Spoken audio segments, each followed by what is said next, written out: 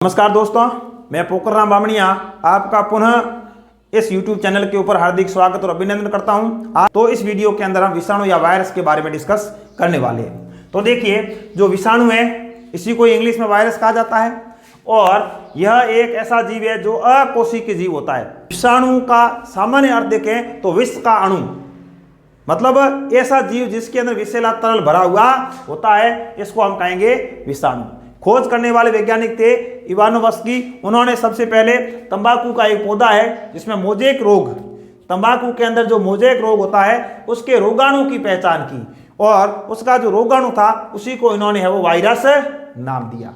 ये वायरस जीवाणु से भी बहुत छोटा होता है। जीवाणुओं को छानने के लिए ये बैक्टीरिया प्रूफ फिल्टर होता है, तो उसमें ये आसानी से निकल जाता है, मतलब छान कर अलग नहीं कर सकते। संक्रमित तंबाकू के पौधे का रस है वो स्वस्थ पौधे को भी संक्रमित कर सकता है, इसलिए यह जो रस है इसको हम संक्रामक जीवित तरल कहते हैं। और स्टेनले नामक वैज्ञानिक ने क्या किया, इसका क्रिस्टलीकरण किया, विषाणु को रवेदार पदार्थ में बदल दिया या इसका क्रिस्टलीकरण किया। स्टेनले ने कब किया था? 1935 के अंदर।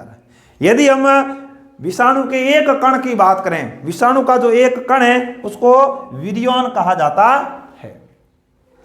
अब जीव विज्ञान की वह शाखा जिसमें विषाणुओं का अध्ययन किया जाता है वायरोलॉजी कहलाती है। सिंपल सी परिभाषा है, जीव विज्ञान की वह शाखा जिसमें वायरस या विषाणुओं का अध्ययन किया जाता है वायरोलॉजी या वायरस विज्ञान या विषाणु विज्ञान कहलाती है। अब देखिए, जो विषाणु होते हैं, जो वायरस होते हैं, ये सजीव के लक्षण भी दर्शाते हैं और निर्जीव के लक्षण भी दर्शाते हैं। कैसे?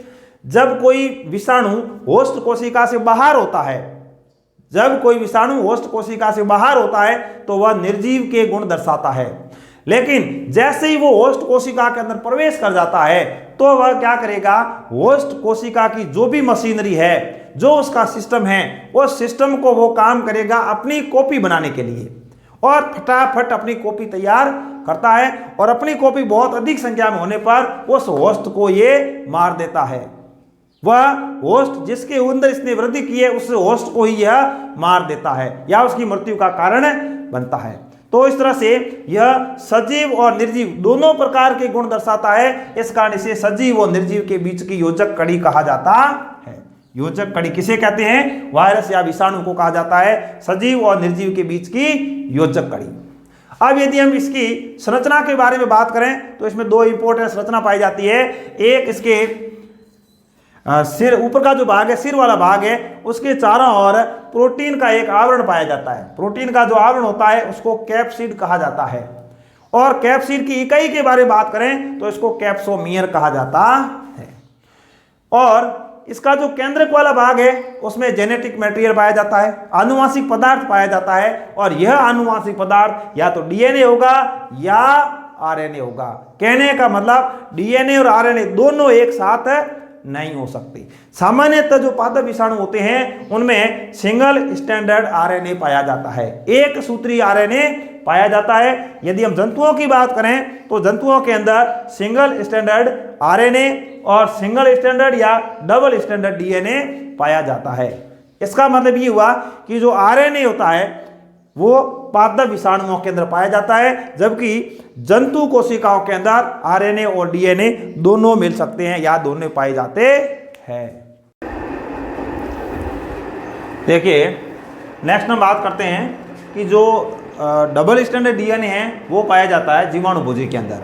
जीवाणुभोजी जिसे बैक्टीरियोफेज के बोलते हैं। और ये जो जीवाणुभोजी है ये वायरस होते हैं, विषाणु होते हैं, ऐसे विषाणु होते हैं जो जीवाणुओं को संक्रमित करते हैं। जीवाणुओं को संक्रमित करने वाले जो विषाणु होते हैं उनको जीवाणुभोजी या बैक्टीरियोफेज कहा जाता है।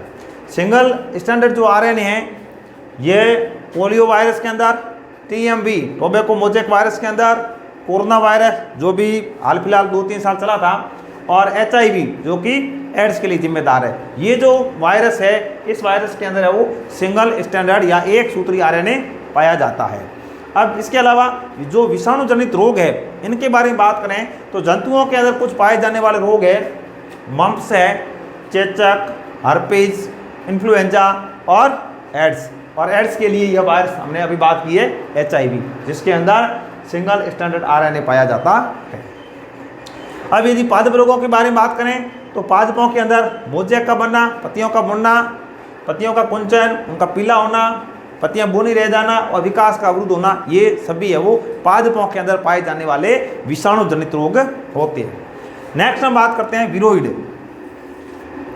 विरोइड RNA के छोटे खंड होते हैं जिनके ऊपर आवरण नहीं होता, या हम ये कह सकते हैं ऐसे वायरस जिनके ऊपर प्रोटीन का आवरण नहीं पाया जाता है उसे हम क्या कहेंगे, विरोइड। इसलिए आवरण नहीं होता है, इस कारण इसे हम नग्न वायरस भी कहते हैं।